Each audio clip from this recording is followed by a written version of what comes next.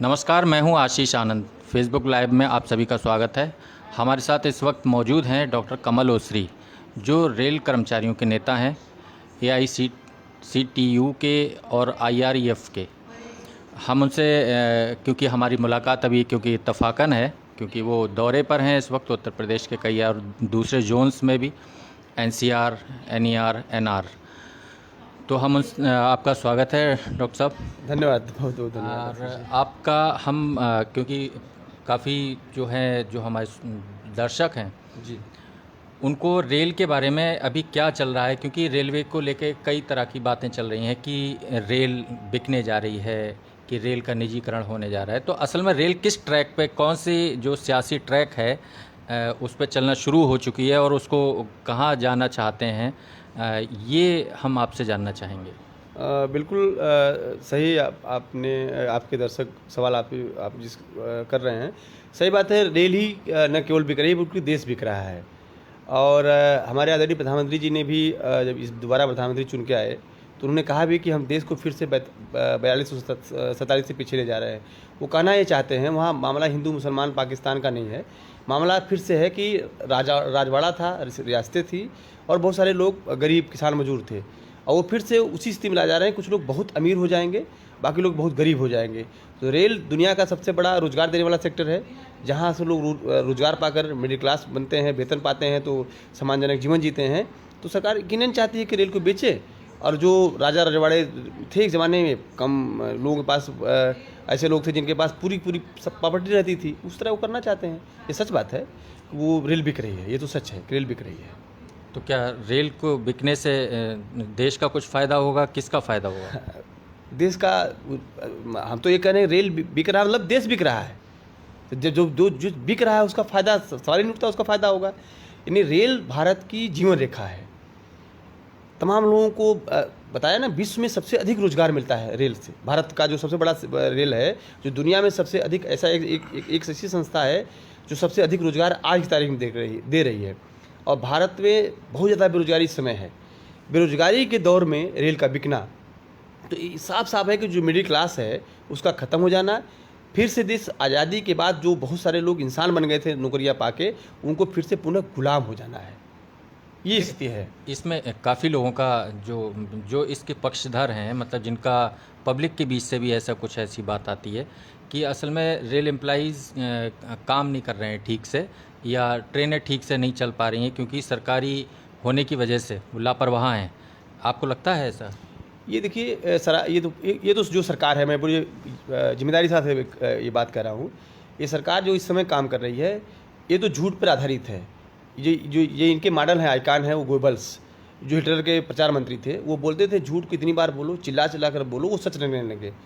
और ये इनका, हमारे आदरणीय प्रधानमंत्री अगर झूठ को, ये सचमुच में अगर मूर्ति रूप में आ जाए तो इनसे माफ़ी मांग के चला जाएगा। इनके पास सिर्फ झूठ और केवल झूठ है।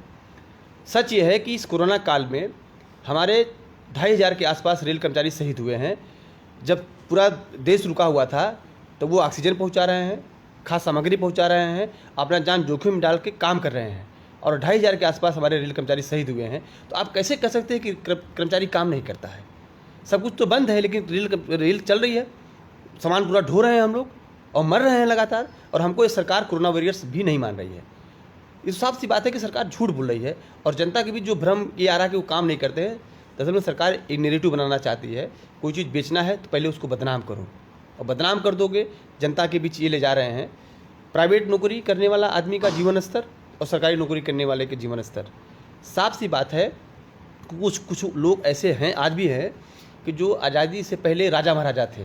तो उनकी जब देश में ये हुआ कि भाई राजा अब नहीं रहेंगे, प्रजा नहीं रहेंगे, सब जनता एक जैसी रहेगी, तो उनको अभी इस बात का भ्रम है कि हम तो चूँकि राजा थे तो हमें बाकी लोगों को हम गुलाम बना कर रखते थे, हमें पुनः लोगों को गुलाम बनाना है। तो गुलाम तो सरकारी सेक्टर में बना नहीं पाएंगे, क्योंकि सरकारी सेक्टर रहेगा तो सब वो किसी व्यक्ति के नौकर होते नहीं हो, वो देश की सेवा करते हैं, और उस सेवा के बदले में देश उनकी रोजी रोटी का ख्याल रखता है। तो वही लोग कह रहे हैं कि सरकारी कर्मचारी नहीं काम कर रहा है।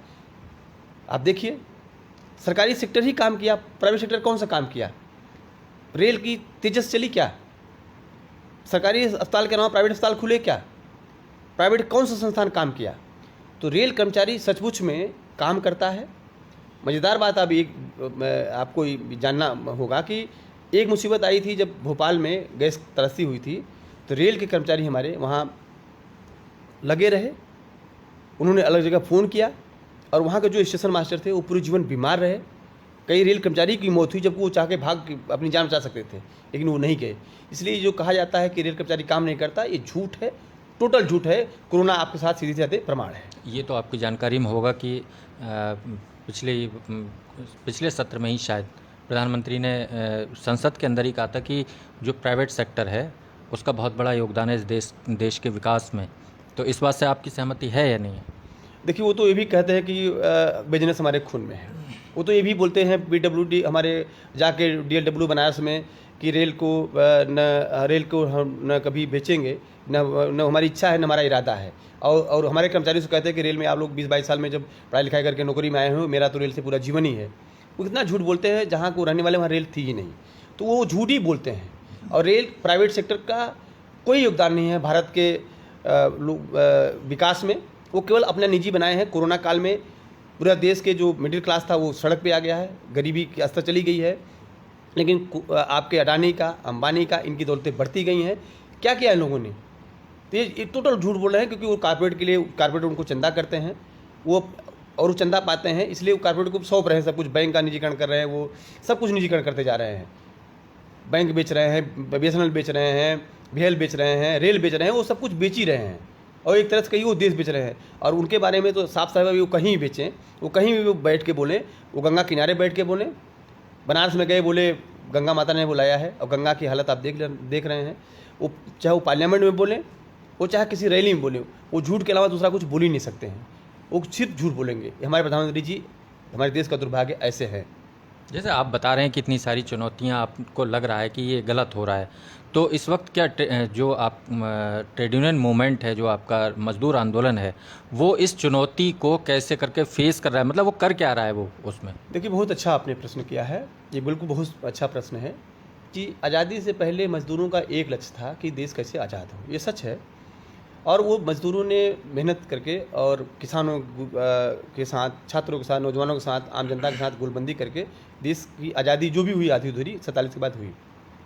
उसके बाद देश कैसा बनेगा, तो एक तो डॉक्टर अम्बेडकर के सपनों का भारत था, भगत सिंह के सपनों का भारत था, तो उनके हिसाब से तो आज़ादी भी ठीक से नहीं आई। लेकिन जो भी आज़ादी आई, उसके बाद जो कर्मचारी था जिसका ये लक्ष्य था आज़ादी के बाद कि किसान, मजदूर, छात्र, नौजवान के सपनों का भारत बने, उसी में जो मजदूरों, कर्मचारियों की चेतना उन्नत होनी थी वो नहीं हो पाई, क्योंकि जो शासक वर्ग आया वो पूरी तरह से, हम मानते हैं कि सत्ता का हस्तांतरण हुआ। सच्चीमुच में की आज़ादी आई नहीं। जो सचमुच की आज़ादी आती वो गरीबों, किसानों, मजदूरों के लिए काम करती। तो जो शासक वर्ग आया उसने जाति को बढ़ावा दिया, उसने धर्म को बढ़ावा दिया, उसने ब्राह्मणवाद को बढ़ावा दिया, उसने पूंजीवाद को बढ़ावा दिया। और उसके साथ ही साथ मजदूर आंदोलन को उसने अलग अलग विभागों में बंटवारा किया। उससे मजदूर आंदोलन कमज़ोर पड़ा। और मजदूर कर्मचारी भी जो नौकरी में गए, वो तमाम उस दौर में जो वेतन भी मिला, कर्मचारियों ने भी यकीनन, और कर्मचारी आंदोलन में जो लोग शामिल थे वो लोग भी तमाम जिम्मेदार हैं इसके, कि मजदूरों की चेतना जो उन्नत करनी थी, फिर से उनको भगत सिंह को पढ़ना था, अम्बेडकर को पढ़ना था, मजदूर आंदोलन के संघर्षों को पढ़ना था। और उनको जो सुविधाएं अभी भी मिली हैं, या जो भी उनको बेड सिक्योरिटी मिली, उनको जॉब सिक्योरिटी मिली, सोशल सिक्योरिटी मिली, उनको इस बात का ध्यान रहना चाहिए था कि ये जो सुविधाएं हमको मिली हैं वो यकीनन तमाम स्ट्रगल के बाद, संघर्ष के बाद मिली। कर्मचारियों को जो चेतना उन्नत होनी चाहिए थी वो कमज़ोर हुई, इसलिए हिंदुस्तान में, भारत में मजदूर आंदोलन कमज़ोर पड़ा। ये सच है। लेकिन मैं जब आपसे बात कर रहा हूँ तो अब रेल में देखिए तो बहुत सारा ठेका प्रथा आ रही है। और ठेका प्रथा में अगर रेल कर्मचारी जो काम कर रहा है उसी तरह का एक दूसरा कर्मचारी काम कर रहा है, वो देख रहा है एक को 60,000 तनख्वाह मिल रही, एक को 10,000 से कम तनख्वाह मिल रही है। तो कर्मचारी में भी ये विमर्श आ रहा है कि हम जो काम कर रहे हैं, मुझे तो मान लीजिए सम्मानजनक वेतन मिल रहा है, हमारे पास बेड सिक्योरिटी है, जॉब सिक्योरिटी है, सोशल सिक्योरिटी है, लेकिन मेरे ही परिवार का दूसरा, मेरा भतीजा है या मेरा बेटा है या मेरा भाई छोटा है, वो भी वही काम कर रहा है, लेकिन उसको उतनी वेतन नहीं मिल रही है। क्यों नहीं मिल रही है? क्योंकि उसको परमानेंट जॉब नहीं है, इस सब ठेका हो रहा है। तो ये विमर्श उसके अंदर भी आ रहा है। वो ये महसूस भी कर रहा है कि हमने शायद गलती करी क्रांतिकारी आंदोलन बनाने के बजाय, मजदूर आंदोलन को मजबूत करने के बजाय हम वो काम नहीं किए थे, तो अब हमको वो काम करना चाहिए, वरना रेल नहीं बचेगी। तो देश में एक तरह का नया मूवमेंट फिर से खड़ा हो रहा है। वो हम लोग भी अपने जिस संगठन में हम लोग काम करते हैं, इंडियन रेलवे एम्प्लॉय फेडरेशन की तरफ से एक छोटा सा आपको किस्सा सुनाते हैं कि 18 जून 2019 को 100 डे एक्शन प्लान आया। हमारे उस समय के जो चेयरमैन थे विनोद कुमार यादव जी लाए कि उत्पादन इकाइयों का निगमीकरण करेंगे, और उसके बाद जो रेल की कॉलोनियाँ हैं उनका पीपी के मॉडल के अनुसार उनका उसको बेचेंगे, पब्लिक सेक्टर को भी शामिल करेंगे। हम लोगों ने बनारस में उस मूवमेंट के दौरान उसका एक आंदोलन शुरू किया कि हम 100 डे एक्शन प्लान को इम्प्लीमेंट नहीं होने देंगे, हम उत्पादन इकाइयों को निगमीकरण नहीं होने देंगे। वो बनारस मूवमेंट चला, और बनारस में आदरणीय प्रधानमंत्री जी जब इस बार दोबारा प्रधानमंत्री बने, लौट के आए, जिस दिन वो बनारस में थे उसी दिन हमारे कई हजार रेल कर्मचारी अपने बनियान, अपने शर्ट उतार के पैजामे और पैंट पे मार्च किए। और उस दिन हमारे प्रधानमंत्री के कार्यक्रम की जो अखबारों में सुर्खियाँ होनी चाहिए थी, उसके बजाय वो DLW के हमारे कर्मचारियों की सुर्खियाँ बनी, क्योंकि उसी रेल कैंपस में वो कहे थे कि हम रेल को कभी बिकने नहीं देंगे, न बेचने का मेरा कोई इरादा है। वहीं कर्मचारियों को लगा कि रेल हमारी फिर से निगमीकरण होगी तो बिकेगी। वो विरोध का आंदोलन शुरू हुआ। वो आंदोलन वहाँ शुरू होते होते गया रायबरेली। रायबरेली के कर्मचारियों ने ये उन तमाम लोगों से भी बात किया जो सीनियर सिटीजन हैं, जो सरकारी रेल रहने पर उनको 40% छूट मिलती है, जो महिला हैं जिनको 60% छूट मिलती है, और वो जो तमाम छात्र हैं जो तैयारी करते हैं जिनको कल को नौकरी मिलेगी, वो तमाम SC ST OBC हैं जिनको रिजर्वेशन मिलता है, वो हमारे हैंडीकैप्ड साथी हैं जिनको सुविधाएं मिलती हैं, हमारे सैनिक हैं उनको सुविधाएं मिलती हैं, हमारे जो बीमार हैं उनको सुविधाएं मिलती हैं। उनसे भी अपील किया कि साहब रेल की लड़ाई है, रेल बचाना है, हम नौकरी करते हैं, लेकिन रेल आपको तमाम सुविधाएं देता है, तो रेल की लड़ाई में आप भी साथ में आइए। तो नारा दिया कि संघर्ष आपके द्वार। रेल के हमारे रायबरेली के साथी निकल के चौराहों पे गए, स्कूल कॉलेजों के सामने गए, और वो मूवमेंट वहाँ से बढ़ा कपूरथला, पटियाला, चितरंजन, बेलूरू, और वो आंदोलन इतना बढ़ते बढ़ते दिल्ली में गया। 8 दिसंबर 2019 को मावलंकर हाल में रेल की जितनी कैटेगरी थे उनसे हम लोगों ने पत्र लिखा, सबसे बातचीत किया, और 74 के रेल के ऐतिहासिक आंदोलन के बाद 50 साल में पहली बार NFIR के लोग, LRSA के लोग, गार्ड काउंसिल के लोग, एस्मा के लोग, ट्रैकमैन, OBC ST सब लोग उसमें आए, इकट्ठे हुए, और एक ज्वाइंट एक्शन कमेटी बनाई गई, और उससे सरकार पीछे गई और 100 डे एक्शन प्लान उस तरह लागू नहीं कर पाई।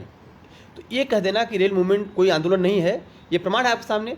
आज जब मैं आपसे बात कर रहा हूँ 20 जुलाई को, तो आया तो था 18 जून 2019 को 100 डे एक्शन प्लान, लेकिन नहीं 100 डे मतलब 100 दिन में लागू करना था, नहीं लागू कर पाए ना वो।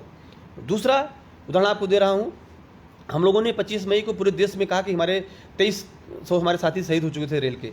हमने सरकार से कहा हमारे रेल कर्मचारियों को कोरोना वायरस क्यों नहीं घोषित करते हैं। कोरोना में जो लोग हमारे साथी रेल शहीद हो रहे हैं, रेल कर्मचारी, आप उनको कम से कम अलग से कोरोना वायरस घोषित करके उनको 50 लाख रुपए का कमीशन दीजिए। नहीं दे रहे थे, पूरे देश भर में हम लोगों ने विरोध किया। आदरणीय प्रधानमंत्री जी को अगले दिन बात करना पड़ा 26 मई को लोको पायलट से। अभी हम लोगों ने 1 जुलाई से लगातार अभियान चलाया, 15 दिन तक रेल बचाओ, महंगाई भत्ता बचाओ, कर्मचारी बचाओ। 14 जुलाई को डी घोषित करना पड़ा, जबकि वो तमाम जो मान्यता प्राप्त यूनियन हैं उनके तमाम लीडरों ने कहा था कि जो 26 जून को बात हुई थी जिससे कि सितंबर में DF बहाल होगा। तो ऐसा नहीं है, आंदोलन है। अब ये सही बात है कि उस आंदोलन का मीडिया नोटिस नहीं कर रहा है, अब बहुत हम लोग के पास संसाधन नहीं है, उस सरकारों के पास झूठ फैलाने का बहुत बड़ा संसाधन है, हमारे पास सच पहुंचाने का संसाधन नहीं है, ये सच है। लेकिन आंदोलन नहीं है, इस बात से आपके समय सहमत नहीं हूँ। आपको 2-3 मैं बताया बातें, ये प्रमाणिक बातें हैं। अच्छा, एक बात हम ये आपसे और ये जैसे अभी आपने बताया कि 18 जून या 19 जून को 2019 को जो 100 डे एक्शन प्लान को जो है आपने रुकवा दिया, आपके आंदोलन के दम पे वो रुक गया। लेकिन मैं इससे ठीक 1 साल पहले की अगर बात करूं, 18 मार्च 2018 की, उसमें आया फिक्स टर्म एम्प्लॉयमेंट का, तय अवधि रोजगार का, कि अगर आप मान लीजिए आप निगमीकरण और प्राइवेटाइजेशन की इस प्रोसेस को एक हद तक अभी आपने रोक लिया है, चाहे भले ही वो परमानेंट रुक गया है या कि तात्कालिक रुक गया है, लेकिन अगर ये रुक भी गया है तो भी फिक्स टर्म एम्प्लॉयमेंट का जो सिस्टम होगा या आपके जो नए लेबर कोड हैं उनके लागू होने के बाद क्या निजीकरण के रास्तों को क्या वही बहाली नहीं मिल जाएगी? बिल्कुल सही सवाल आपने किया, बहुत अच्छा सवाल आपने किया। ये सही है, इसमें कोई दो राय नहीं है। अभी उन्होंने श्रम कानूनों को 44 श्रम कानूनों को बदल के 4 कोड में कर दिया है और उन्होंने तय किया था कि 2021 में 1 अप्रैल से इम्प्लीमेंट करेंगे, वो लागू भी करेंगे। हम लोगों ने माने पूरे मजदूर संगठन के और ये भी जो 100 डेज का प्लान हम लोग को इम्प्लीमेंट करने में से रोक पाए हैं, वो हम लोगों ने नहीं, पूरा रेल कर्मचारी साथी जो भी काम कर रहे हैं, वो कर्मचारियों की मेहनत के नौजवान जो हमारे रेल कर्मचारी हैं, जो मेहनत कर हैं, जो हम लोग साथ एकजुटता है, ये उनका श्रेय है, अकेले हमारा श्रेय नहीं है, उन सबका श्रेय है। और जो वो 4 श्रमिक कोड बुलाए पार्लियामेंट में, वो हैं, उन्होंने बनाया और 1 अप्रैल से उनको लागू करना था इसी देश में, वो लागू नहीं कर पाए। अभी ये 1 जुलाई से लागू कर रहे, वो भी नहीं लागू कर पाए।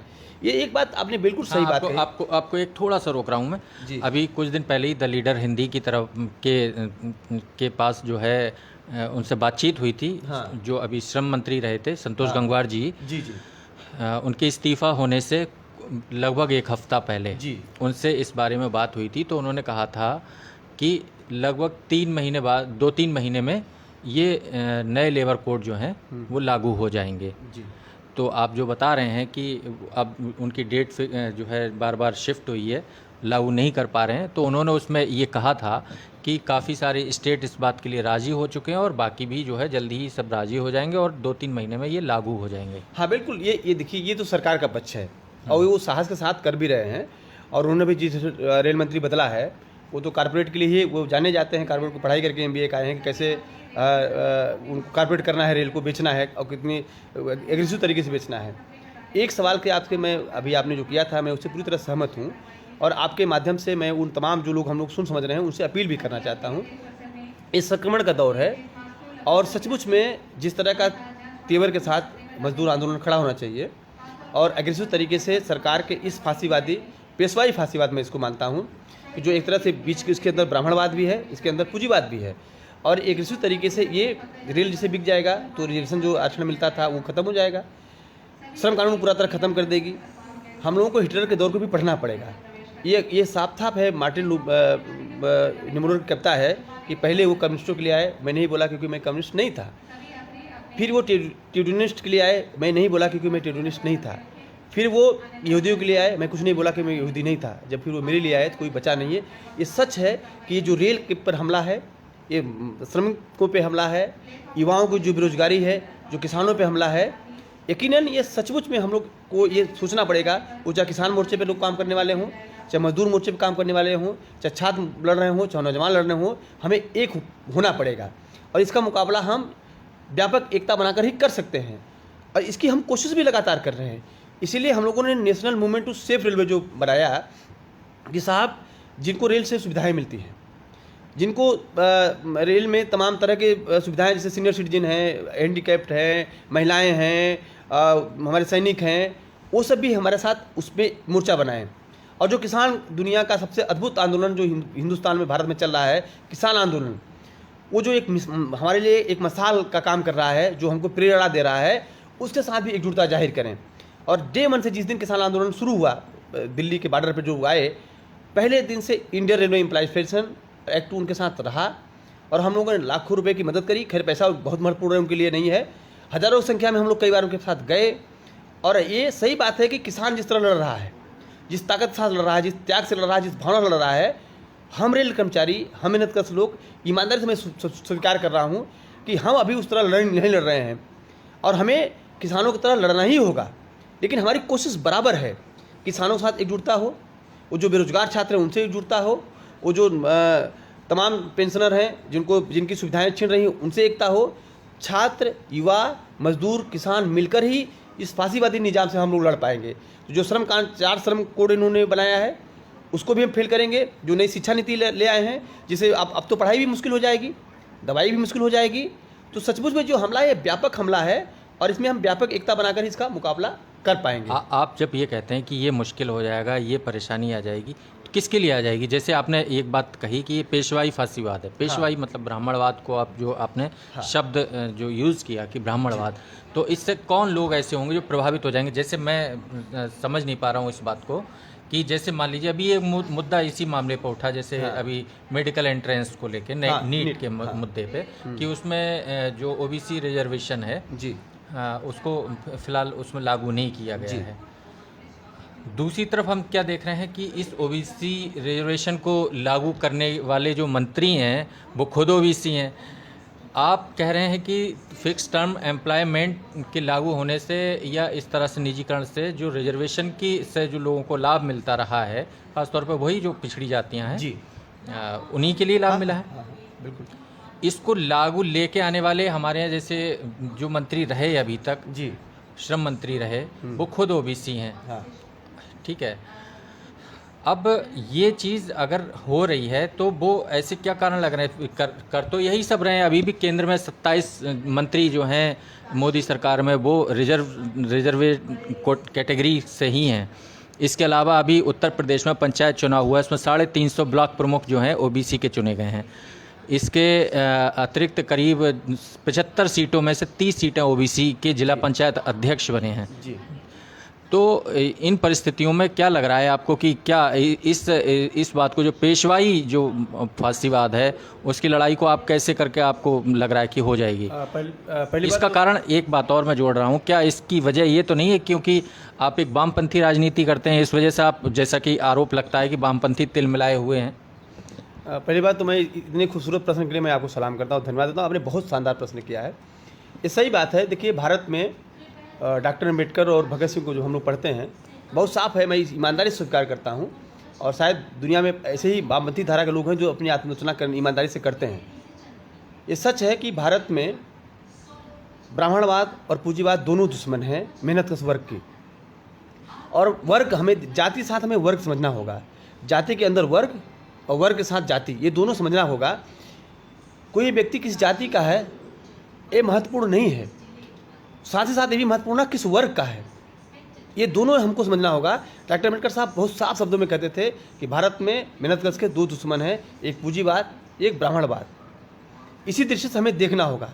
जो लोग 27 आप ओबीसी मंत्रियों की बात कर रहे हैं, उसमें शायद एक भी मंत्री ऐसा नहीं होगा जो लखपति होगा, सबके सब करोड़पति हैं। उनका वर्ग क्या है? किसी जाति को, व्यक्ति को आप सम्मान दे देंगे तो उस समाज का सम्मान नहीं हो पाएगा। उनसे भी ये सवाल होना चाहिए और यकीनन हो रहा है, उनसे भी सवाल होना चाहिए। ये सही बात है कि ओबीसी आरक्षण सामाजिक पिछड़ापन और सचिव पिछड़ापन के लिए आया, लेकिन साथ ही साथ हमें वर्ग भी ध्यान देना होगा। और ये हम जिस धारा को अरुंधति राय का अगर किताब आज़ादी का हम जिक्र करें, उसमें साफ साफ वो कहती हैं नौ वामपंथी पीढ़ी के लोग। तो हम लोग नौ वामपंथी पीढ़ी के लोग हैं। हम ये मानते हैं कि भारत में डॉक्टर अम्बेडकर को और भगत सिंह को कोड करके ही मार्क्सवाद को इम्प्लीमेंट किया जा सकता है, उनकी विचारधारा के साथ ही इम्प्लीमेंट किया जा सकता है। ये सच भी है कि भारत में बहुत लोगों को जाति के नाम पर अपमान मिलता है और जाति के नाम पर सम्मान मिलता है। और ये भी सच है कि उसी जात का आदमी अमीर है तो दूसरे तरह का ट्रीटमेंट होता है, और उसी जात का आदमी गरीब है दूसरे तरह ट्रीटमेंट होता है। इसीलिए भारत में वर्ग और जाति फिर वर्ग दोनों को समझना होगा। इसीलिए हम लोग पेशवाई शब्द इस्तेमाल कर रहे हैं कि पेशवाई में क्या था, किस तरह जातियों के नाम पर उत्पीड़न होता था, और पूंजीवाद में क्या है। अमीर को क्या जरूरत है आरक्षण की? वो तो प्राइवेट कॉलेज में जाके पढ़ रहा है। जो लोग अमीर हैं, जो लोग अमीर इस तरह के हैं, और खैर ओबीसी आरक्षण में तो क्रीमी लेयर है, वहाँ तो है, इस तरह का है। आपने नीट का जिक्र किया, मज़ेदार बात आप देखिए कि जिसकी आबादी, जो आंकड़े हैं वो बताते हैं 15% आबादी उसकी है, 10% उसको EWS उसी नीट में मिल रहा है।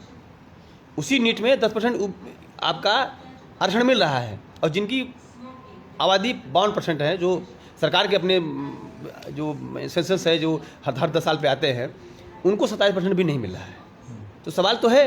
तो ये दोनों सवाल को हमको वर्ग के अंदर जाति और जाति के अंदर वर्ग को देखना होगा। इसीलिए हम लोग ये नारा भी देते हैं, उठो मेरे देश, नए भारत के वास्ते, भगत सिंह अम्बेडकर के रास्ते। देखिए, नारों की बात तो अपनी जगह है। हाँ, हम एक बात और आपसे पूछना चाहते हैं इस बात को। आपने कहा कि इस तरीके से जो भी आरक्षण की व्यवस्था या जाति का सवाल आपने जिसको टैकल किया, हम आपके ट्रेड यूनियन मूवमेंट की बात कर रहे हैं। हाँ, मजदूर आंदोलन जो आज के दौर में अभी इस वक्त एग्जिस्ट करता है, हम पहले 10-20 साल 50 साल पहले की बात नहीं कर रहे हैं। आज की डेट में ट्रेड यूनियन सेंटर्स जो श्रम संघ हैं, केंद्रीय महासंघ हैं, या रेल की ही आप सारे जो है फेडरेशन हैं जी, उनमें देख लीजिए, या जोन के जो शीर्ष पदाधिकारी हैं, मैक्सिमम आपके क्या ब्राह्मण नहीं हैं? इवन हम सारे वामपंथी दलों की भी बात करें, उनके फेडरेशन और उनके ट्रेड यूनियन को बात कि करें। ये एक प्रश्न, ये प्रश्न एक तरह से प्रश्न तो है, लेकिन ये मैं नहीं कह सकता हूँ कि इंडियन एम्प्लॉय फेडरेशन के जो जनरल सेक्रेटरी हैं ओबीसी हैं, एससी हैं, ये सब ये मैं नहीं उदाहरण दूंगा, लेकिन ये सच है। फिर मैं ये कह रहा हूँ कि ये सही बात है कि जाति के हैं, ये सच है, लेकिन क्या सिर्फ इसी आप मान लेंगे सीपीआई के जनरल सेक्रेटरी तो डी राजा हैं, वो तो एससी हैं, लेकिन राहुल सक्सेना कौन है? ब्राह्मण है। विनोद मिश्र कौन है? ब्राह्मण है। उनको पूरा जीवन जिए किसके लिए? फिर मैं यही बात कर रहा हूँ ना कि एक आदमी ब्राह्मण घर में पैदा जरूर होता है, लेकिन पूरा जीवन वो दलित, बैकवर्ड, एससी एसटी की मुक्ति के लिए, वर्ग की मुक्ति के लिए पूरा जीवन देता है। तो आप सिर्फ इसलिए चिन्हित कर लेंगे कि इस जाति का है, इसलिए आप उससे बैर भाव रखेंगे, ये इंपॉर्टेंट नहीं है। इंपॉर्टेंट है वो किस जाति में पैदा हुआ, उसके बस में नहीं था, लेकिन वो किस वर्ग के लिए काम करेगा, गरीब के लिए, किसान के लिए, मजदूर के लिए काम कर रहा है कि नहीं कर रहा है। अब कैसे ऐसे कहिए, हमारे महामहिम राष्ट्रपति जी तो दलित हैं, राष्ट्रपति जी, हमारे आदरणीय प्रधानमंत्री जी तो ओबीसी हैं। आपने 27 ओबीसी मंत्रियों का भी नाम लिया, किस वर्ग के लिए काम कर रहे हैं? वो क्यों यूनिट पे नहीं बोल रहे हैं? और आपने अभी भी खुद कहा कि धर्मेंद्र प्रधान भी ओबीसी हैं, जो उन्होंने ये फैसला किया है, जो शिक्षा मंत्री हमारे हैं। तो साफ सी बात है, हमें वर्ग भी देखना पड़ेगा इस जाति के साथ साथ। ये जो लोग हैं, जो जिनको आप ब्राह्मण कह सकते हैं, बिल्कुल कह सकते हैं, लेकिन वो पूरा जीवन किसके लिए दे रहे हैं? वो क्या जाति के नाम भेदभाव कर रहे हैं क्या? वो क्या जाति को मान रहे हैं क्या? वो तो पूरा जीवन वर्ग के लिए दे रहे हैं। वो उनके साथ खाना खा रहे हैं, उनके साथ उठ रहे हैं, उनके बैठ रहे हैं। ये सवाल क्योंकि बहुत आगे तक जा सकता है। हाँ। और ये सवाल क्योंकि छोटा सवाल भी नहीं है जी, आप भी समझते हैं, इस पे बहुत लंबी बातचीतें हो सकती हैं। बिल्कुल। लेकिन ये सच है कि जो है, हो सकता है बहुत सारे लोग बहुत अच्छा काम कर रहे हो, किसी भी जाति को हो, वो वर्कर्स, मजदूरों, किसानों, जिसके लिए भी, जो दलित पिछड़े वर्ग हैं जी, उनके लिए काम कर रहे होंगे जी। लेकिन ये एक सच्चाई है कि जो इस स्तर पे जब चीज़ें चल रही होती हैं कि मतलब ये एक इत्तेफाक नहीं हो सकता कि सभी जगह किसी हायर कास्ट के लोग बैठ जाएं लीडरशिप में। या तो लोगों को मौका नहीं मिल रहा है, या वो मौका देना नहीं चाहते हैं, या इस टाइप की भी कुछ समस्याएं हो सकती हैं। ये खैर एक ज़्यादा जांच परख का सवाल है।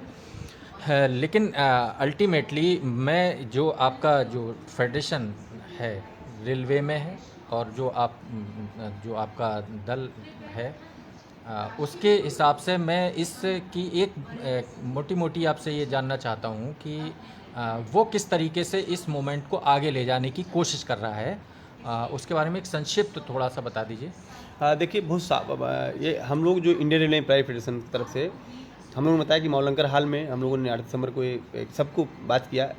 उसके बाद जब लॉकडाउन मार्च में आ गया, फिर हम लोगों ने वर्चुअल मीटिंग करी, सभी लोगों से बातचीत किया कि भाई जिस तरह का बड़ा हमला है, और सब पर हमला है, बारी बारी, छात्रों पर भी है, किसानों पर भी है ही है, बेरोजगारी इतनी दर है, तो ये लड़ाई को हम लोग व्यापक बनाए। और चूँकि रेल दुनिया में सबसे अधिक रोजगार देने वाला एक संस्था है और बेरोजगारी की दर बड़ी है, तो रेल को कम से कम बचाने की बड़ी लड़ाई लड़ी जाए। तो national movement to safe railway, जिसका अभियान हम ये चला रहे हैं कि कैसे जो सीनियर सिटीजन है, जिसको रेल में सुविधाएं मिलती रही हैं, उनसे व्यापकता बनाई जाए। वो कैसे जो सिविल सोसाइटी के लोग हैं, पत्रकार, आप जैसे पत्रकारों को जो सुविधाएं मिलती रही रेल में, पर सरकारी रेल है तभी सुविधाएं आपको छूट मिलती हैं रेल में, सरकारी नहीं रहेगी तो आपको तेजस में तो नहीं मिलेगी। आपको जो बनारस जा रही है ट्रेन दिल्ली महाकाल में तो नहीं मिलेगी, आपको ट्रेन मिलेगी जो भारत सरकार की भारतीय रेल ट्रेन है, उसी में आपको पत्रकार को आपको छूट सुविधा मिलेगी, आप किसान संगठन सुविधा मिलेगी, कलाकार सुविधा मिलेंगी। उनसे भी हम लोग एक संवाद कर रहे हैं लगातार, किसानों से, छात्रों से, नौजवानों से, पत्रकारों से, सैनिकों से भी, महिलाओं से, कि आइए हम सब मिलकर रेल को बचाते हैं। और इसका लगातार हम लोग पूरे देश भर में अभियान चलाए हुए हैं, अपने पर्चे निकाल रहे हैं, अपने पोस्टर निकाल रहे हैं, लगातार उनके स्कूलों में जा रहे हैं, उनसे मिल रहे हैं, बतिया रहे हैं, उनसे भी सलाह ले रहे हैं कैसे व्यापकता बने। ये कोशिश हमारी लगातार है। एक तो ये कोशिश है, दूसरी इंडियन रेलवे एम्प्लॉय फेडरेशन की तरफ से लगातार वो जो एनपीएस के हमारे नौजवान हैं, जिनको पेंशन जिनको नहीं मिल रही है, उनके साथ, और जो मेहनत करने वाले हमारे ट्रेकमैन साथी हैं, इलारसा के रूप में ट्रेन चलाने वाले हमारे साथी हैं, जो तमाम तकलीफों में काम कर रहे हैं, जो लगातार छटनी हो रही है, भर्ती नहीं हो रही है, उनके अंदर विमर्श को हमें ले जा रहे हैं लगातार। और एक कोशिश हमारी लगातार है और हमेशा रहेगी कि कैसे व्यापक एकता बने। और ये भी कोशिश है जो रेल में काम कर रहे हैं लोग, किसी फेडरेशन में काम कर रहे हो, किसी यूनियन में काम कर रहे हो, किसी एसोसिएशन में काम कर रहे हैं, उनसे हमें ये भी अपील कर रहे हैं, लगातार अपील कर रहे हैं, कोशिश कर रहे हैं कि ठीक है, आपके बड़े लीडर जो करें वो करें, लेकिन रेल तो आपकी जा रही है, नौकरी तो आपकी जा रही है। वो ठीक है, ड्राइंग रूम में जाके, बेडरूम में बैठ के अपना आप जो भी बतिया लेंगे, लेकिन हमला तो है, सामने दिख रहा है। और ये प्रमाणित भी हो रहा है कि वो कह रहे हैं सितंबर में डीए आएगा और आ रहा है, लेकिन 14 जुलाई को वो क्यों आ रहा है ये भी आपके सामने है। तो जो लोग ईमानदार लोग, मेहनती लोग रेल को बचाना चाहते हैं, देश से प्रेम करना चाहते हैं, देश को बचाना चाहते हैं, देश से मोहब्बत करते हैं, सचमुच देशभक्त हैं, उनसे अपील हमारी लगातार है, एक कोशिश है कि एक व्यापक एकजुटता बनाएं। हम बहुत सारी प्रयोग कर रहे हैं तो यकीनन हमसे कमी कमजोरी हो सकती है, हमें सलाह दें, हमारे पक्ष में बोलकर हमको लिख कर दें, हमारे से एकजुटता जाहिर करके दें। और एक आपको भी अपनी बात खत्म करते हुए जरूर कहूँगा, नहीं अभी मेरी एक अंतिम हाँ, सवाल कि और हम रेल को बचाएंगे और देश को बचाएंगे, इतना आपसे कर रहा हूँ। लगातार हम लोगों को जो भी दंडित होना पड़े, हमारे तमाम केंद्रीय नेताओं के ऊपर FIR है, हमारे खिलाफ इलाहाबाद में सैकड़ों FIR हैं, हम लोग कार्यक्रम करते हैं, तमाम हमले होते हैं, लेकिन हमारे जो नेता हैं उन पर तमाम तरह के एलिगेशन लगाए जा रहे हैं। लेकिन हम ईमानदारी से हम शहीद आजम भगत सिंह की परंपरा को, डॉक्टर अम्बेडकर की विरासत को मानते हैं और यकीनन लड़ेंगे, उनके सपनों को जो भारत है उसको भी बनाएंगे और रेल को भी बचाएंगे। एक अंतिम सवाल हमारा आपसे ये है कि अगले साल जी उत्तर प्रदेश में विधानसभा चुनाव है जी, क्योंकि उत्तर प्रदेश में भी आपके कई जोन के हेडक्वार्टर भी हैं, मेरे ख्याल से 2 जोन के हेडक्वार्टर हैं यूपी के अंदर आते हैं। नहीं हाँ, एक तो NER का, एक आपका NCR का, जी 2 जोन हैं हाँ, जिनके हाँ, हेडक्वार्टर है जी वहाँ। बिल्कुल इसके अलावा NR का भी बहुत बड़ा नेटवर्क है यूपी में। जी। तो क्या रेल एम्प्लाई इस आने वाले चुनाव में कोई भूमिका निभाएंगे इस चुनाव से संबंधित? देखिए बिल्कुल सही है, सबसे ज़्यादा रेल पटरी जो है उत्तर प्रदेश में है, वो चाहे NR की हो, चाहे NER की हो, चाहे NCR की, सबसे ज़्यादा रेल पटरी उत्तर प्रदेश में जो क्षेत्रफल के साथ ज़्यादा रेल पटरियाँ हैं। ये सच है कि जिस तरह के ये सरकार काम कर रही है और रेल कर्मचारी एक तो बहुत सारे केंद्रीय कर्मचारी हैं और वो मैक्सिमम मोटर तो अपने स्टेट में होते हैं, तो बहुत सारे इस स्टेट के भी हैं, बहुत सारे स्टेट के बाहर हैं। लेकिन एक विमर्श तो है और रेल कर्मचारी ये भूमिका ये करेंगे अगर उनको जहाँ भी वोट देने का मौका मिलेगा। जो इस तरह का विमर्श है वो सेंट्रल का एम्प्लॉई है, वो खैर स्टेट में तो उनका बहुत रोल रहता नहीं है, लेकिन फिर भी ये माहौल बनाएंगे कि रेल पे जो हमला है, ये जो डबल इंजन की गाड़ी है, ये इधर योगी जी हैं, उधर मोदी जी हैं। तेजस यही यूपी से चली, लखनऊ से चली, यही योगी जी ने उसको झंडी दिखाया और हम लोग वहाँ डंडा खाए, वहाँ हम 3 साथी को वहाँ चौकी हम लोग को तक मैंने पीड़ा गया, जो भी हमारी ताकत थी विरोध करने की। तो सही बात है, रेल कर्मचारियों में हम लोगों की तरफ से कोशिश रहेगी ये सरकार जाए, इस सरकार के खिलाफ हम लोग अभियान चलाएंगे। डबल इंजन की सरकार जो है, किसके लिए सपोर्ट करेंगे आप? जो देखिए हम किसी राजनीतिक दल का बात इसलिए नहीं करेंगे कि राजनीतिक हम केंद्रीय कर्मचारी हमारे सीधे राजनीति में भागीदारी नहीं करते हैं, साफ सी बात है। नहीं, एज ए वोटर तो करते ही हैं।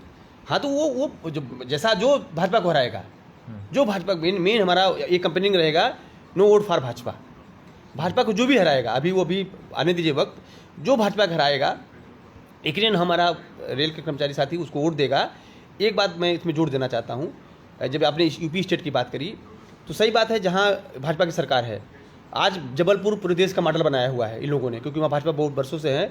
और वो पूरे देश में एक सर्वे चल रहा है कि साहब जबलपुर में इतने कम कर्मचारियों पे, माने मेन पावर कितना कम पे एक काम कर रहे हैं, वहाँ आउटसोर्सिंग सब कुछ कर दिया है। और पूरे देश हमारे रेल के जो कर्मचारियों हैं, जो भी जिम्मेदारी पद पे हैं, उनको सरकार की तरफ आ रहा है कि आप ये दीजिए कि आउटसोर्सिंग से काम, जो परमानेंट कर्मचारी हैं वो अगर आप पास 2 रहे 5 रहे, कैसे आप काम करेंगे। तो ये जो अगर स्टेट सरकार वहाँ की बीजेपी की है तो उनको काम करने में मदद मिल जाती है, उनको सरलता मिल जाती है। वो उन्होंने यूपी में इसलिए किया, तेजस चलाया क्योंकि यहाँ भाजपा है, और एमपी में इसलिए कर पाए क्योंकि वहाँ भाजपा है। ये सही बात है कि हम लोग स्टेट में भी भाजपा को हराने का काम करेंगे, जैसे बंगाल में किया गया कि बंगाल में भाजपा को हम लोगों ने आने नहीं दिया। यहाँ भी कोशिश रहेगी कि भाजपा हारे यहाँ। ऐसी उम्मीद है आपको? बिल्कुल, हमको पूरा उम्मीद है और पूरी उम्मीद है। देखिए, जब हिटलर शाही नहीं चली तो मोदी शाही भी नहीं चलेगी, और डॉक्टर अम्बेडकर और भगत सिंह के विचारों में इतनी ताकत है कि हम इस पेशवाई फांसीवाद को हराएंगे। धन्यवाद डॉक्टर साहब। और आप सब ने जैसे कि जाना सुना कि डॉक्टर कमल उसरी पूरा मजदूर आंदोलन को जिस दिशा में ले जाना चाहते हैं, जिस तरह का ले जाने की कोशिश कर रहे हैं, और ये कैसे और कितनी कामयाबी मिलेगी ये भविष्य बताएगा। तब तक के लिए आप सब लोगों से अलविदा। धन्यवाद।